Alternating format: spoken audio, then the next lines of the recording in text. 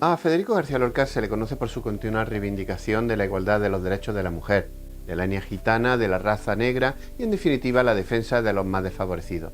Su infancia y juventud transcurrieron entre dos pueblos de la Vega Granadina, que le aportaría, gracias a su continua interacción con los habitantes del pueblo, un conocimiento de los usos y costumbres del mundo rural y el papel que la mujer desempeña en él. Esta sociedad patriarcal y machista la plasmaría en 3 obras de teatro, que él mismo definió como la trilogía de dramas rurales. En este estudio se plantea que los relatados en las mencionadas obras de teatro no son un fruto de la imaginación de un genio, sino que subyacía una realidad que a lo largo de este trabajo se va esclareciendo. El objetivo es determinar en las 3 obras de teatro si el entorno descrito de la mujer era realmente una víctima de una represión continuada. Conocer específicamente en qué aspectos de la sociedad rural de la época existían estas diferencias de género y concretar en qué aspectos puntuales el poeta hacía uso de la ficción o se inspiraba en una realidad.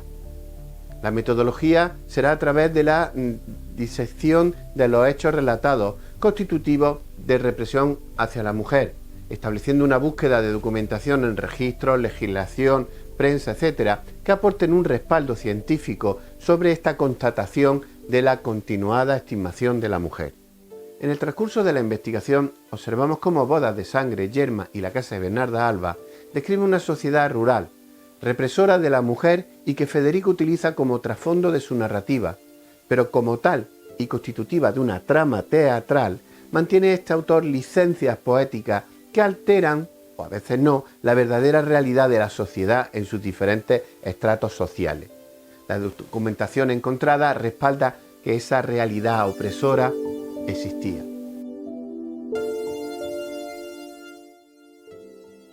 Federico escribe Bodas de Sangre en el año 1932 y compone un drama en 3 actos donde mezcla la prosa con el verso, dando origen a momentos muy intensos.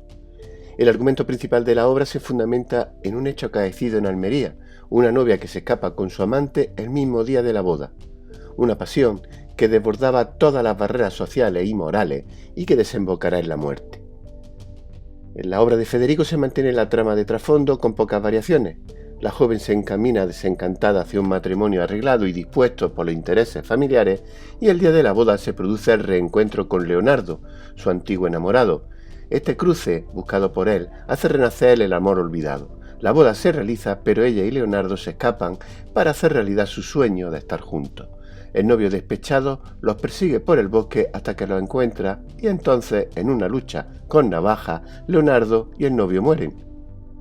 La historia real se describe en las noticias que publicó la prensa de la época. El suceso se produjo una tarde de julio de 1928. La huida a caballo, protagonizada por los amantes, se realizó por el camino de tierra que va de Rodalquilar a los Albaricoques. La escritora Carmen de Burgos se inspiraría en primer lugar en lo acontecido para escribir Puñal de Claveles, y Federico, sin duda, atraído por las fuerzas de la noticia y por el libro, inmortalizó esta tragedia en su versión. La noticia impactó tanto a Lorca por su contenido costumbrista y fondo social, porque reunía además las peculiaridades lorquianas, la tragedia, la poesía y el misterio. Lo que sucedió narrado por el periódico viene a desvelar cómo Francisca Cañada estaba enamorado de su primo hermano Francisco Montes. Desde niños decían que eran novios, aunque no estaba bien visto por el parentesco, pero se querían de un modo inocente, y en secreto él cogía el caballo e iba a verla, y ella lo recibía con toda su ilusión. Consciente de que era un amor imposible, Paquito se hizo a la idea de quedarse soltera, pero su familia, temerosa de que la herencia cayera en malas manos, organizó un matrimonio por conveniencia con Casimiro, el cuñado de su hermana. Cuando Francisco se enteró de que se casaban, se presentó en el cortijo a caballo y le dijo a su tío Frasco: «Quiero a Paquita y me la voy a llevar». Y se fueron. El rumor se extendió con rapidez y Francisco Montes acabó abatido de 2 disparos en la cabeza de su propia pistola por el hermano del novio despechado en un cruce de camino.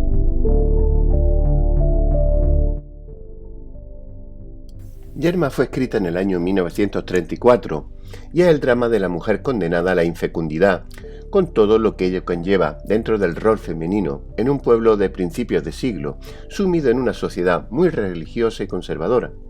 Por un lado, la ansiedad no alcanzada de ser madre, y por otro, la fidelidad del marido, es decir, la lucha entre el deseo de realizarse y el sometimiento a una moral impuesta, en la que prevalece por encima de todo la honra. La imposibilidad de tener un hijo frustra su identidad femenina y alrededor de ella varios personajes le prestan su consejo. Yerma acaba matando a su marido por ser el supuesto causante de su desdicha. Cuando Federico era aún un niño, le gustaba ver cómo llegaban por las tardes a los corrales los carros tirados por los bueyes y observar a los peones que después de quitarle los arreos se acercaban al fuego y comentaban lo que había acontecido durante la jornada cuando ya estaba cerrando la noche. Eran conversaciones de adultos que a veces no era conveniente que un niño escuchara, pero Federico disfrutaba enterándose de estas historias, aunque su madre le regañara por quedarse en las cuadras cuando era tan tarde. Y por estas calles Federico vería pasar la romería que iba hacia Moclín, la del Cristo del Paño, que sería la fuente de inspiración para escribir Yerma. Pegado a la lumbre, contaba cómo había pasado por la mañana los carros hacia la romería del Cristo del Paño, rumbo a Moclín, y la gente del camino les tiraban piedras a los hombres de los carros gritándoles «cabrones, cabrones».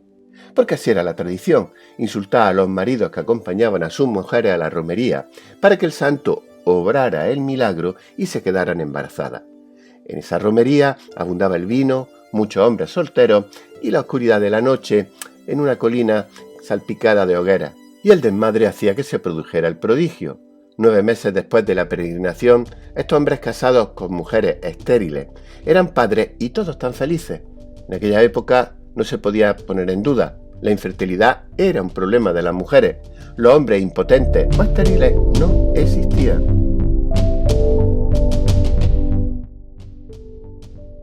Hola, estamos en Fuentevaquero, el pueblo donde nació Federico García Lorca, y en esta casa viviría hasta cumplir los 6 años de edad.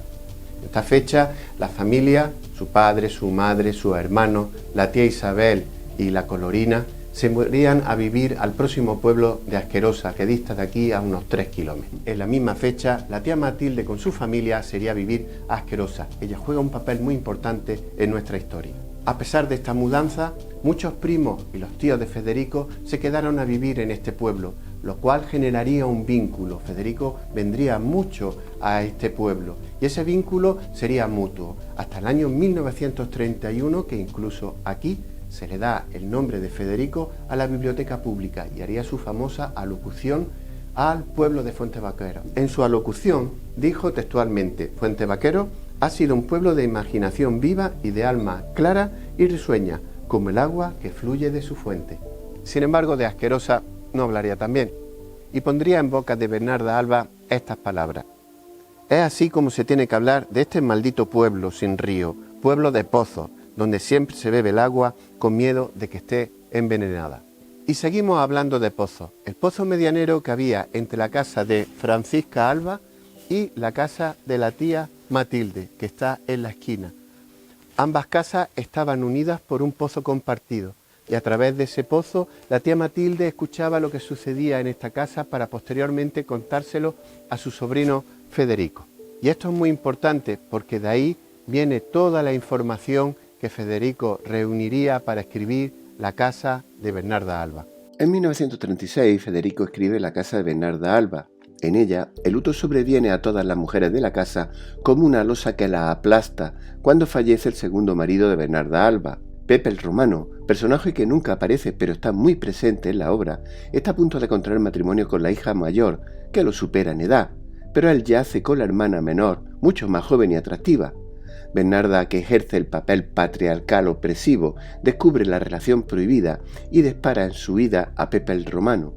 Adela, que está embarazada de él, consciente de la intransigencia social que esto supone, decide suicidarse. La realidad que inspiró a Federico está basada en esta sociedad oscura y asfixiante. Francisca Alba, que había enviudado, tuvo que volver a casarse con otro viudo cuando al fallecer su padre se quedó sola con un hijo y 2 hijas. No pudo guardarle ni siquiera el luto a su padre. Las nupcias se celebraron pocos meses después del fallecimiento. Queda claro que una mujer no podía administrar sus propiedades sin un hombre. De este matrimonio nacieron 3 hijas más y un hijo. Amelia, la mediana, le disputaría un primer novio a su hermana mayor. Y cuando aparece Pepico el de Roma a pretender a la primogénita, se enamora de Amelia y ella de él. El escándalo recorre el pueblo cuando los padres consienten que Amelia y Pepico se casen. El infortunio cayó posteriormente sobre la familia, cuando Amelia muere de parto. Posteriormente falleció Francisca Alba, luego su segundo marido. El encadenamiento de estos lutos duró 8 años. Pasado este tiempo, Pepico el de Roma contraría matrimonio con la hermana mayor, que siempre estuvo enamorada de él. En ningún lugar el luto dura más de 6 años. Federico, al escribir las palabras "en los 8 años que dure el luto, haceros a la idea que puertas y ventanas están selladas", estaba haciendo un guiño a la realidad.